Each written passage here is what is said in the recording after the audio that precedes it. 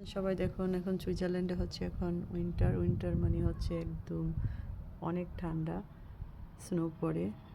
আর যেহেতু ক্রিসমাস, এখন তো একদম পরিবেশ ঠান্ডা বললেই চলে। আর এটা দেখছেন, এটা হচ্ছে একটা হোটেল, আর এখানে হচ্ছে অনেক টুরিস্ট আছে।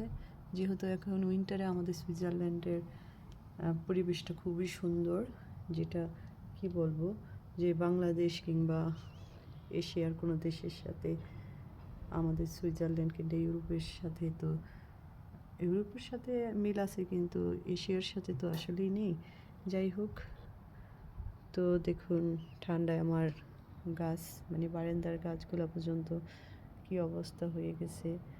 আর মানুষ আজকে খুব কম, কারণ সবাই এখন ঘুমাচ্ছে, যেহেতু ক্রিসমাস।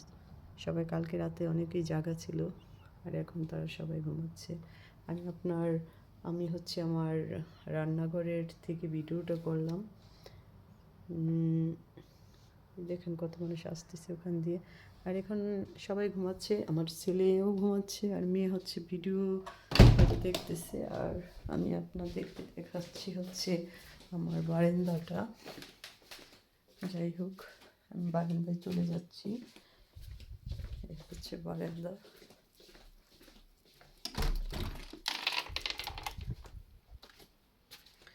এই যে দেখেন বারান্দার কি অবস্থা। একদম এখন একদম ঠান্ডা একটা পরিবেশ, অনেক ঠান্ডা। যদিও আমার অনেক ঠান্ডা লাগতেছে, কিছু করার নেই, আমি ভিডিও করতে এখানে আসছি। আর বারান্দার মধ্যে অনেক মানে গরম জ্যাকেট পরতে হয়। আর দেখেন সুইজারল্যান্ডের প্রত্যেকটা জায়গায় খুব সুন্দর। পরিবেশটা দেখেন না, উপরে যে এটা দেখেন, উপরের কি সুন্দর। এটা হচ্ছে একটা 5 স্টার হোটেল। এখানে অনেক টুরিস্টরা আছে, আর এটা অনেক ব্যয়বহুল একটা হোটেল। এখানে থাকতে হলে অন্তত একদিনে মানে এক রাতে যদি আপনি থাকেন 500 ফ্রাঙ্ক লাগে। তা 500 ফ্রাঙ্ক মানে হচ্ছে বাংলাদেশি টাকার প্রায় 70,000 টাকার উপরে। এখন যেহেতু টাকার রেট অনেক বেশি।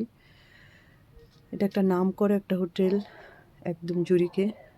আমি জুরিক সুইজারল্যান্ডে থাকি। যাই হোক, ওই দেখেন এখন ট্রেন আসবে। আর এটা হচ্ছে ট্রেনের লাইন, উপরের দিক দিয়ে মানে সবচেয়ে পাহাড়ের উপরে যাওয়া যায়, উটলিবার্গ। এটা একটা দেখার মতো টপ অফ জুরিক। যাই হোক, ওই দেখেন এটা হচ্ছে টপ অফ জুরিক। যেহেতু এখন স্নো পড়েছে, দেখা যাচ্ছে না। আপনাদের সাথে অনেক কিছু শেয়ার করলাম। ওই দেখেন এখন ট্রেন আসছে, ট্রেন এসে গেছে।